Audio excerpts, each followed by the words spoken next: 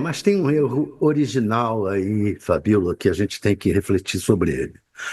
Em outros países, quando você começa eu vou ler uma linha da matéria. O Ministério Público disse que o soldado já cometeu outras mortes em circunstâncias semelhantes. Ele é investigado por outras 3 mortes em 10 meses de atividade. Somente em 10 meses ele já é suspeito de outras 3 mortes.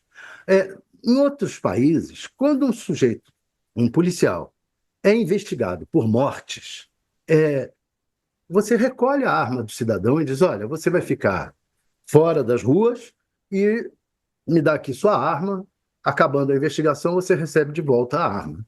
É esse o tratamento que deve ser dado a um tipo como esse. Ele não podia estar armado. O que que ele faz? Você deixa esse sujeito armado, ele vai lá, arruma um bico no mercadinho, qualquer coisa, bota a arma aqui embaixo e não, passa um garoto correndo, ele é despreparado, pega a arma e dá 11 tiros.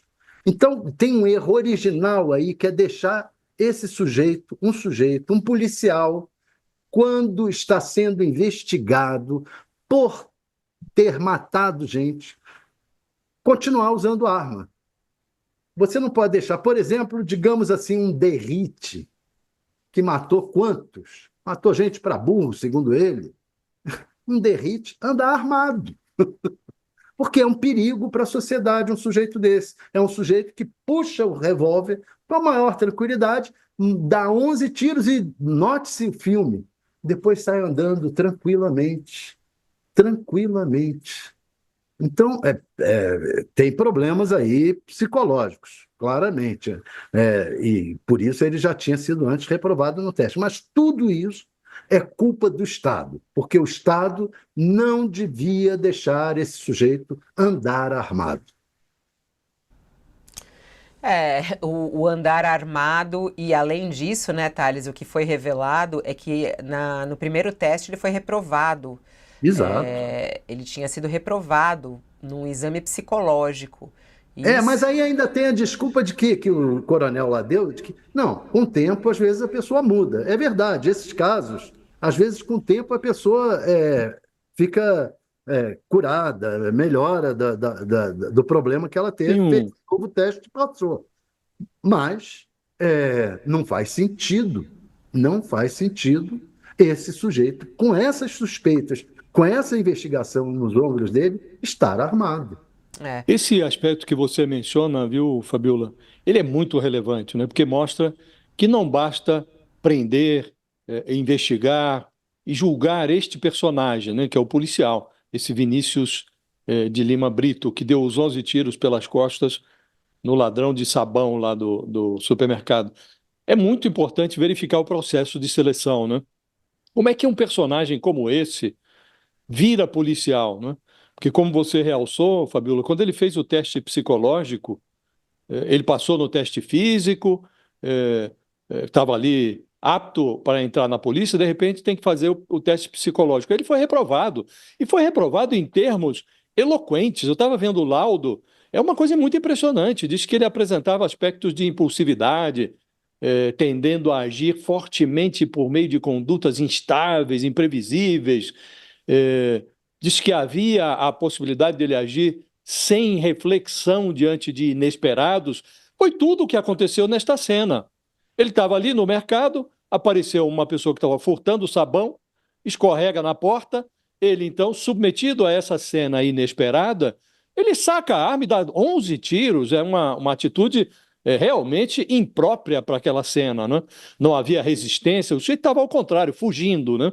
Então, realmente é preciso submeter a uma revisita este processo de seleção dos policiais, né? Alguém que é reprovado num teste psicológico pode virar policial? Francamente, com esses termos acomodados no laudo, não poderia ter virado policial esse personagem.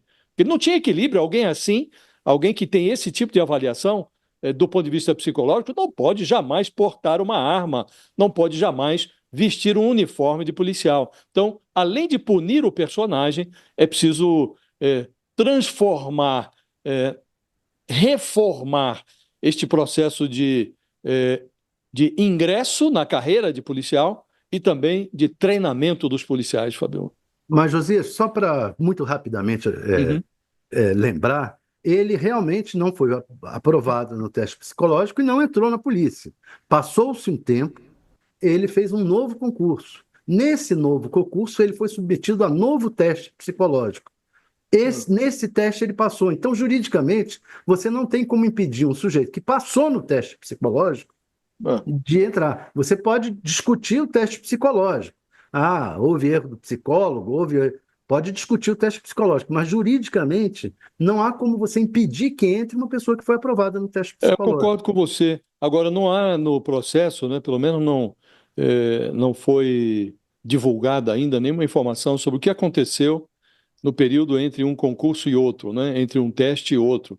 Não há nenhuma evidência de que ele tenha feito um tratamento, de que ele tenha se submetido a uma sessão de terapia, nada. Que ele tenha tomado medicamentos, enfim, é um negócio muito nebuloso, né? E com tanta mão de obra à disposição, eu quero crer que teria sido mais prudente dar preferência a outro que tivesse uma posição mais indubitável do ponto de vista psicológico, né? Mas, enfim, de fato uma dúvida, não é? Agora, é muito incômoda essa sensação, e não é o único caso. Ontem, conversando com um delegado da PM, aliás, um delegado da Polícia Civil, ele disse que esse é um problema recorrente nas duas polícias, a PM e também a Civil, em São Paulo. E ele acha que isso acontece também em outros estados. A gente faz o teste, num primeiro momento ele não está habilitado, depois ele se apresenta novamente e aí ele passa no teste, ainda que diz raspão, e entra na carreira, né? Então é um negócio muito impreciso o processo de seleção, né? E isso precisa ser refinado, porque estamos falando de polícia, né? Estamos falando de gente que vai andar armada em meio aos cidadãos comuns, né? Aos paisanos. Vocês estão aí num bate-papo